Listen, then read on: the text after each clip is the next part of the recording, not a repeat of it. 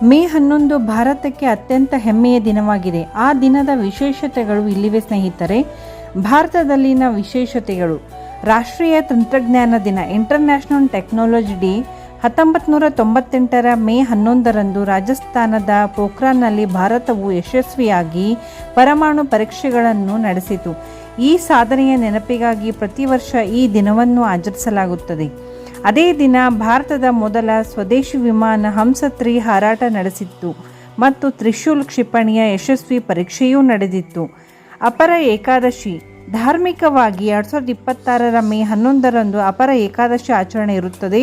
ಇದು ವಿಷ್ಣುವಿನ ಆರಾಧನೆಗೆ ಮೀಸಲಾದ ಪುಣ್ಯ ದಿನವಾಗಿದೆ.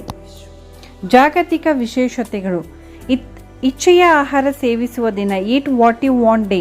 ಅಮೆರಿಕ ಸೇರಿದಂತೆ ಹಲವು ದೇಶಗಳಲ್ಲಿ ಜನರು ತಮ್ಮ ಆಹಾರ ಪಥ್ಯವನ್ನು ಡಯಟ್ ಮರೆತು ತಮಗೆ ಇಷ್ಟವಾದುದನ್ನು ತಿನ್ನುವ ಮೋಜಿನ ದಿನವಾಗಿ ಇದನ್ನು ಆಚರಿಸುತ್ತಾರೆ. ವಿಶ್ವ ಅಹಂ ಜಾಗೃತಿ ದಿನ, ವರ್ಲ್ಡ್ ಈಗೋ ಅವೇರ್ನೆಸ್ ಡೇ. ಇದು ಮಾನಸಿಕ ಆರೋಗ್ಯ ಮತ್ತು ಅತಿಯಾದ ಅಹಂಕಾರದ ಬಗ್ಗೆ ಜಾಗೃತಿ ಮೂಡಿಸಲು ಮೀಸಲಾದ ದಿನ.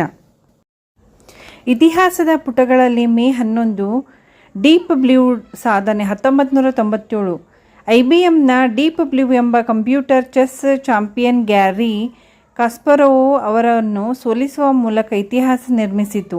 ಬಾಬ್ ಮಾರ್ಲೆ ನಿಧನ. 1981 ಪ್ರಸಿದ್ಧ ರೆಗ್ಗಿ ಗಾಯಕ ಬಾಬ್ ಮಾರ್ಲೆ ಅವರು ಇದೇ ದಿನ ನಿಧನರಾದರು.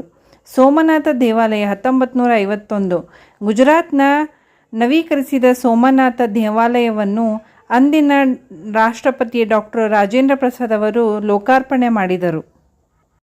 ತಂತ್ರಜ್ಞಾನ ಕ್ಷೇತ್ರದಲ್ಲಿ ಭಾರತದ ಮೈಲುಗಲ್ಲುಗಳು: ಪೋಖ್ರಾನ್ 2 ಆಪರೇಷನ್ ಶಕ್ತಿ. 1998ರಲ್ಲಿ ಅಂದಿನ ಪ್ರಧಾನಿ ಅಟಲ್ ಬಿಹಾರಿ ವಾಜಪೇಯಿ ಅವರು ನೇತೃತ್ವದಲ್ಲಿ ನಡೆದ ಈ ಪರೀಕ್ಷೆಯು ಭಾರತವನ್ನು ವಿಶ್ವದ ಪರಮಾಣು ಶಕ್ತಿ ಹೊಂದಿದ ರಾಷ್ಟ್ರಗಳ ಸಾಲಿಗೆ ಸೇರಿಸಿತು. ಡಾಕ್ಟರ್ APJ ಅಬ್ದುಲ್ ಕಲಾಂ ಅವರು ಈ ಯೋಜನೆಯ ಪ್ರಮುಖ ರೂವಾರಿಯಾಗಿದ್ದರು. ಹಂಸ-3 ಇದು ಭಾರತದ ಮೊದಲ ಲಘು ತರಬೇತಿ ವಿಮಾನ. ಇದನ್ನು ಸಂಪೂರ್ಣವಾಗಿ ಭಾರತದಲ್ಲೇ ವಿನ್ಯಾಸಗೊಳಿಸಿ ಅಭಿವೃದ್ಧಿಪಡಿಸಲಾಗಿತ್ತು. ಈ ರೀತಿಯ ವಿಡಿಯೋಗಳಿಗಾಗಿ ಈ ಒಂದು ಚಾನಲನ್ನು ಫಾಲೋ ಮಾಡಿ, ಲೈಕ್ ಮಾಡಿ ಮತ್ತು ಶೇರ್ ಮಾಡಿ. ಧನ್ಯವಾದಗಳು ಸ್ನೇಹಿತರೆ.